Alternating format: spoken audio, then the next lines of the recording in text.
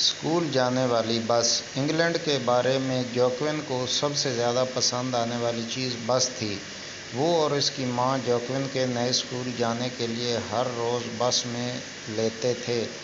اسے مختلف مسافروں کو ادھر ادھر دیکھنا اچھا لگا۔ زیادہ تر نشستوں پر کام پر جانے والے لوگ بیٹھے ہوتے تھے۔ وہ اسمارٹ کپڑے پہنے ہوئے ہوتے تھے اور بیگ اور بریف کیس اٹھائے ہوئے ہوتے تھے۔ دوسری نشستیں جوکوین جیسے اسکول کے بچے لے لیتے تھے۔ ان میں زیادہ تر بڑے بچے یونیفارم پہنے ہوتے تھے۔ جوکوین کے پسندیدہ مسافروں میں ایک سفید بالوں والی خاتون تھی۔ اس نے اپنے بیگ میں ایک چھوٹا بھورا کتا اٹھایا ہوا تھا۔ خاتون نے کہا کہ کتا گھبرا گیا ہے۔ جوکوین نے اس بات کو ہمیشہ یقینی بنایا کہ وہ اس کو آہستہ سے تھپکی دے۔ جوکوین زیادہ انگریزی نہیں جانتا تھا، لیکن اس کی ماں کافی جانتی تھی۔ جب وہ بس پر چڑھے تو وہ کرایہ پوچھتی۔ بس ڈرائیور ان کے ٹکٹ پرنٹ کرتا۔ ہر صبح وہ کہتی، بلیک فرائیز کے لیے 2 واپسی کے ٹکٹ۔ جب وہ بس سے اترتے تو جوکوین کو کہتی کہ بہت بہت شکریہ۔ الفاظ غیر مانوس ہونے لگے، لیکن اسے مشق کے ساتھ ساتھ ان کے تلفظ کرنے کی عادت پڑ گئی۔ جوکوین کے اسکول میں زیادہ تر طلباء انگریزی بولنے والے تھے۔ وہ اکثر کلاس روم کے پہلو میں اکیلا بیٹھا رہتا تھا۔ اس کا استاد دوستانہ تھا، لیکن جوکوین ایک شرمیلا لڑکا تھا۔ اس نے ایک لفظی سا جواب دیا اور ہاتھ نہیں اٹھایا۔ اسے انگریزی میں کچھ غلط کہنے کی فکر ہوئی۔ وہ اپنی گرامر کو ملانا یا کسی چیز کے ساتھ غلط تلفظ کرنا ناپسند کرتا تھا۔ جوکوین کو اپنی انگریزی بولنے سے پہلے اسے کامل کرنا چاہتا تھا، لیکن اس نے کبھی مشق کرنے کا موقع حاصل نہیں کیا تھا۔ دسمبر کے شروع میں جوکوین کی ماں کو زکام ہو گیا۔ اس نے اپنے آپ کو اور جوکوین کو موٹے کپڑوں میں ملبوس کیا۔ اس نے لمبا اسکارف گلے میں لپیٹ لیا۔ جوکوین کو پہلے ہی زیادہ زکام ہو چکا تھا، لیکن برطانوی سردیاں تلخ اور سیاہ تھیں۔ ہوا نے اس کی انگلیوں کے پوروں کو بھی چھوا۔ جیسے ہی وہ بس اسٹاپ پر چلے گئے، اس کی ماں کانپنے اور کھنسنے لگی۔ جوکوین نے اپنی ٹھنڈی انگلیاں مضبوطی سے پکڑ لیں۔ بس آ گئی اور وہ دوسرے مسافروں کے سوار ہونے کا انتظار کرنے لگے۔ جوکوین کی ماں دوبارہ کھانستے ہوئے کہا، جوکوین، کرایہ پوچھو۔ جوکوین نے ایک گہرا سانس لیا۔ اس نے بس میں قدم رکھا اور ادھر ادھر دیکھا۔ ہمیشہ کی طرح وہاں بہت سے لوگ تھے۔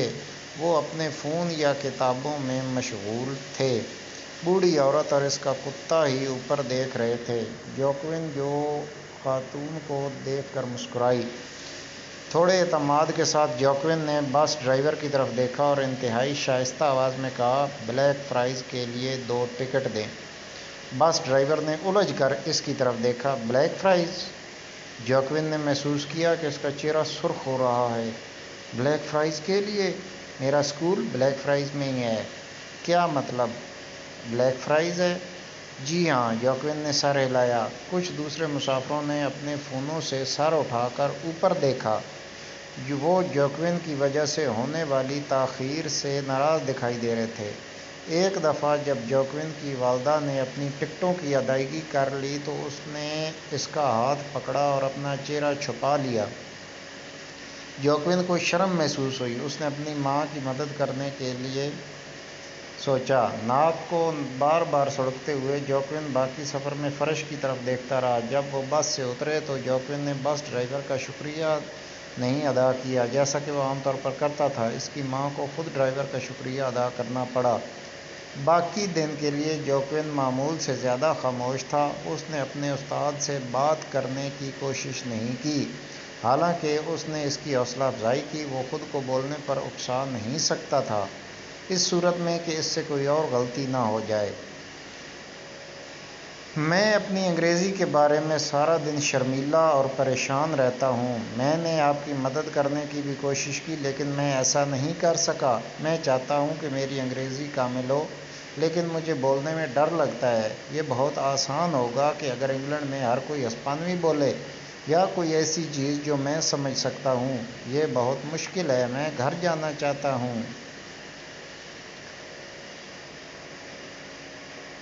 جوکوین کی ماں نے ذرا غور سے سنا۔ جب جوکوین اپنے آنسو پوچھنے کے لیے رکا تو اس نے کہا، کوئی بات نہیں میرے پیارے، نئی چیزیں سیکھنے میں وقت لگتا ہے، میں سمجھتی ہوں۔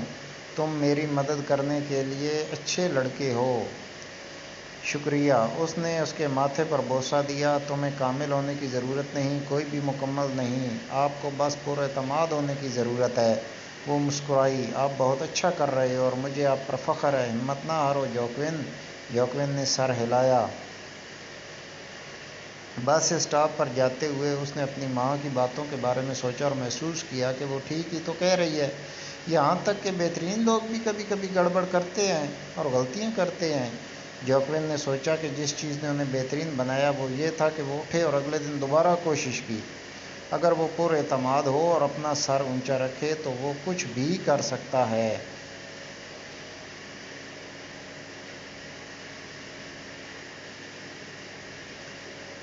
بس انہیں گھر پہنچانے کے لیے رکی۔ بس پھر سے بھری ہوئی تھی اور جوکوین نے لوگوں کو سوٹ میں، اسکول کے بچوں اور کتوں والی خواتین کو بھی دیکھا۔ یہ سب ایک دوسرے سے ہی اپنے فون پر بات کر رہے تھے۔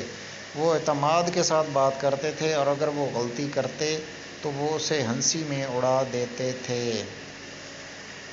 جب وہ بس اسٹاپ پر پہنچے تو جوکوین اور اس کی والدہ بس سے اترے اور وہ جوکوین ایک روشن پر اعتماد انداز میں بس ڈرائیور کی طرف مڑا اور کہا، شکریہ۔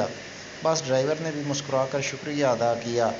جیسے ہی جوکوین اور اس کی ماں گھر گئے تو اس نے فیصلہ کیا کہ غلطیاں اتنی بھی بری نہیں ہوتیں، بس ہمیں خود پر اعتماد ہونا ضروری ہے۔